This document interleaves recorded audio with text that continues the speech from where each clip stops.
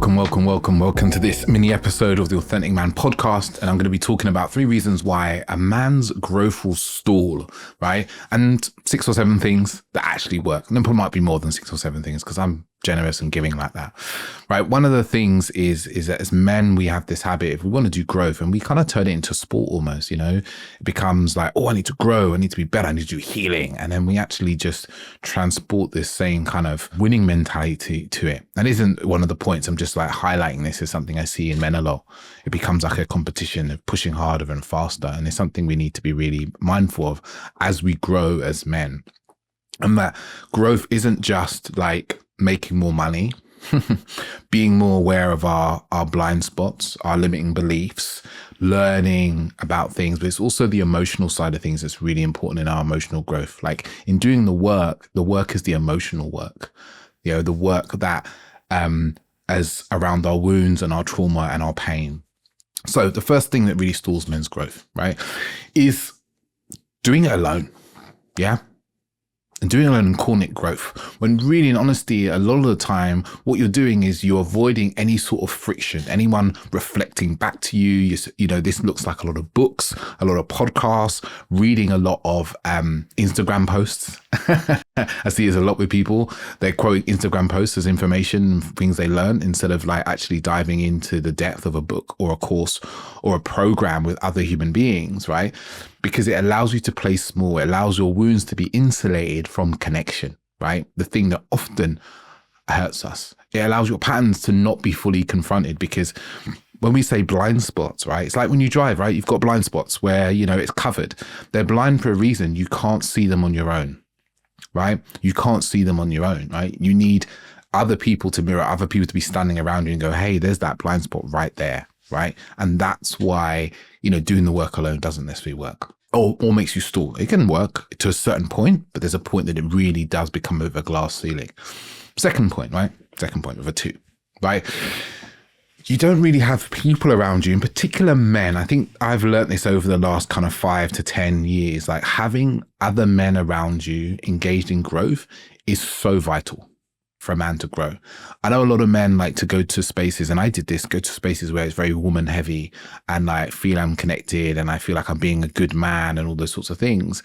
But we also then means that we don't tackle that part of our woundingness around men, around fathers, about our trust with other men, right? And that keeps us small as well.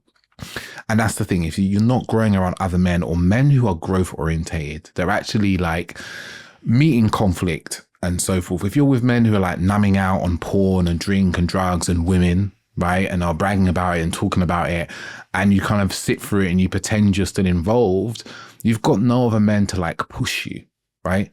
You've got no other men to kind of stretch your nervous system, right? Because you're just in the same kind of pattern as before, and your growth is this kind of hidden silo thing that you're not really talking to anyone about, right? Or you might hide. And I definitely felt like that. Times where I'm doing all this personal work and the men I'm around, I can't really talk to about it because they don't get it. They think I'm weird. I remember going to tantra retreats and so forth and telling friends about it, and then just like looking at me like I was just crazy. Like, what? Why would you go and do something like that? And having to like minimize myself and make it small. And that really got in the way of me being me and really stepping into these new levels of myself. It would have got in the way of me doing a podcast, right? Like it would have got in the way of me quitting my job and getting into the work that I do now, right? That's number 2, not having good men around you, not having men who are actually growing.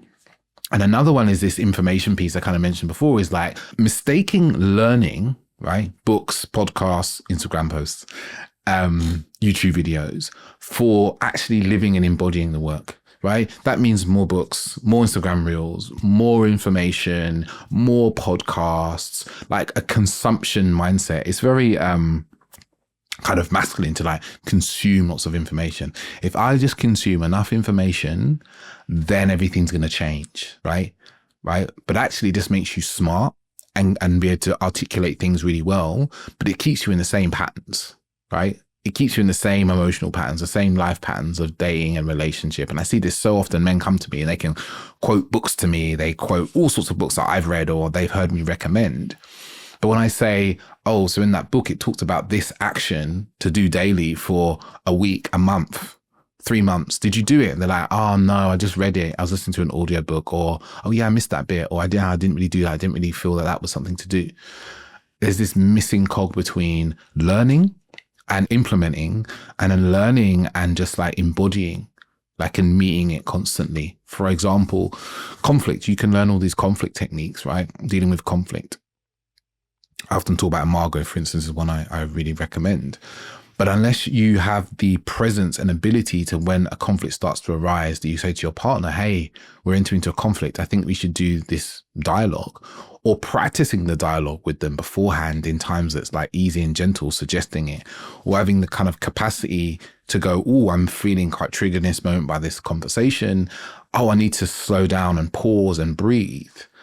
Then we can do the dialogue, for instance. If you don't cultivate that, you just know about how to do a dialogue when you always remember it three weeks after you've had the conflict, and it's no use. So what actually works? And I know this, right, because I've been running groups of men for the best part of 3 or 4 years now, right, bringing them together to learn and change and grow emotionally and connect to each other.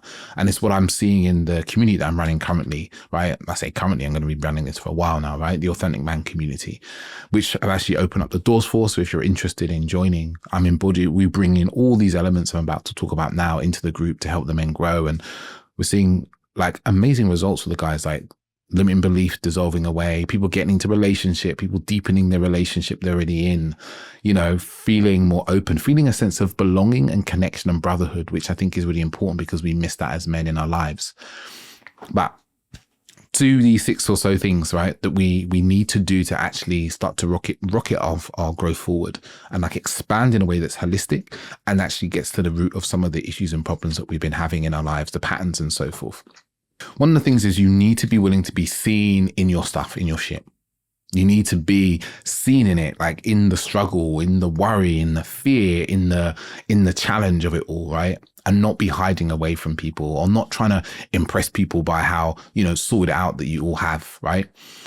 And the thing is, it's like being in the kind of state of it being messy, being unsure, being confused, being like emotionally a little all over the place. You don't have to be all over the place, but like in the throes of the emotion and being seen by other men and being witnessed and being accepted.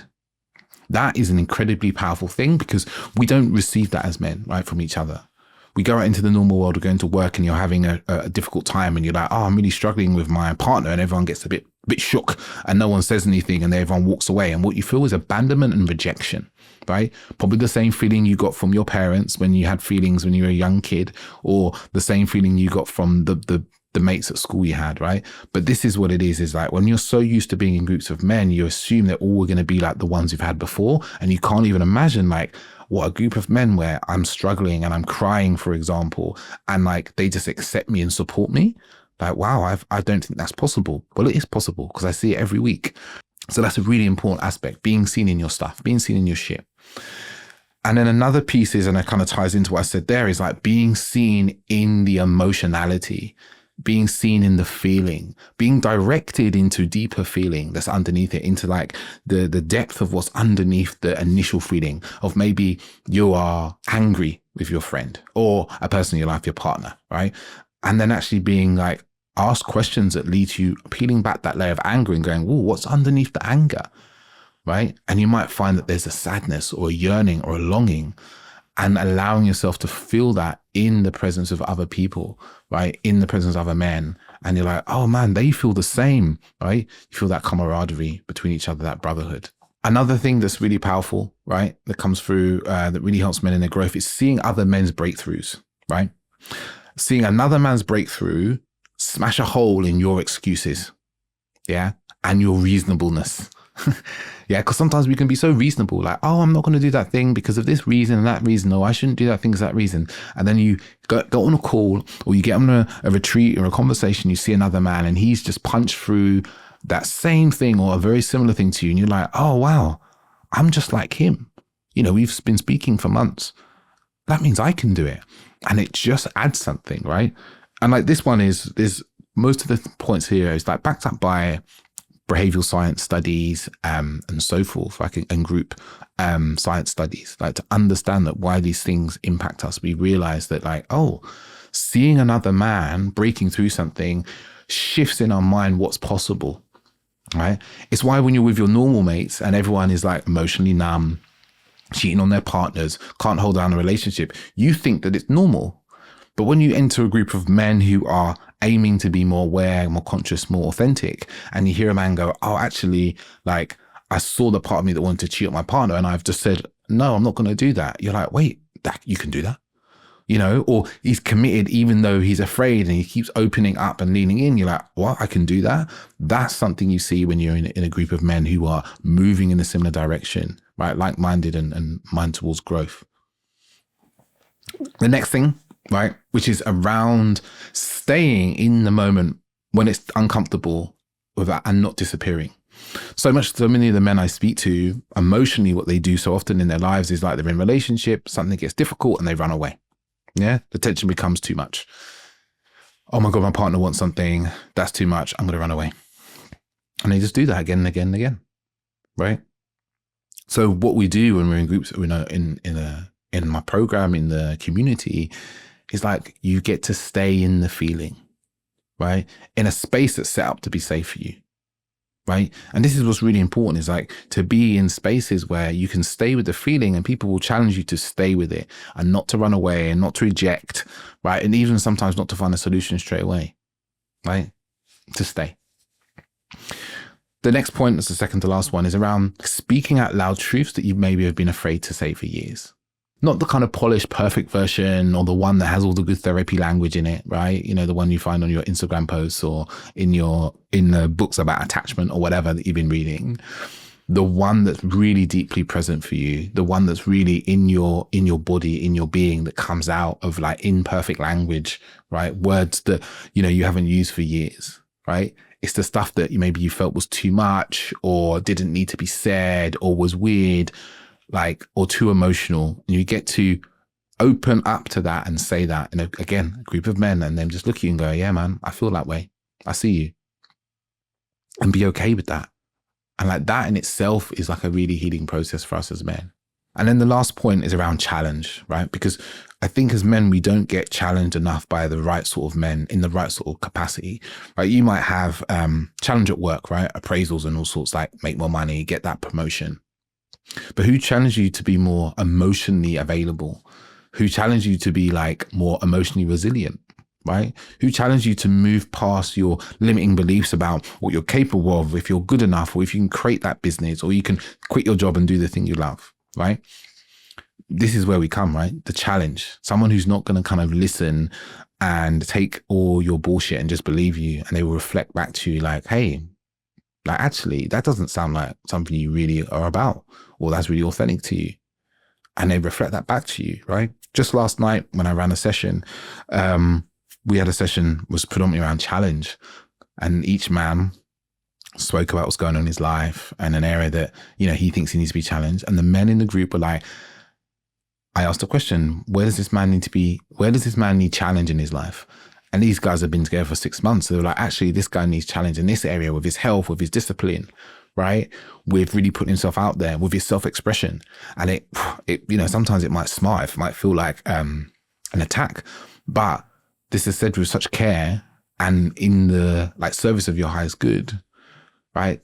It's the truth that you won't receive from the people out in the world because they're either trying to be too nice to you, right? And just make you feel happy and not offend you in some way, right? Or you don't have anyone in your life that you can really have those sorts of conversations with. Yeah. And then the bonus point here, I think, is really about brotherhood, friendship, connection. As men, we're really starved of brotherhood, connection, and friendship, right? That's meaningful, that's challenging, that's loving, that's open, that's accepting, right? And this is what I'm cultivated and will continue to cultivate in the Authentic Man community. So for a man and your growth has really stalled, you've been doing the work and it's just not really making a difference in your relationships, your ability to hold emotional charge and energy of your partner, or slow down on your reactivity, or you still feel these limiting beliefs really holding you back, then the Authentic Man community could be perfect for you. Yeah, I'm going to give you a little details, but the rest you'll have to go below and hit the doc I have down there with all the details. But we meet up twice a month online.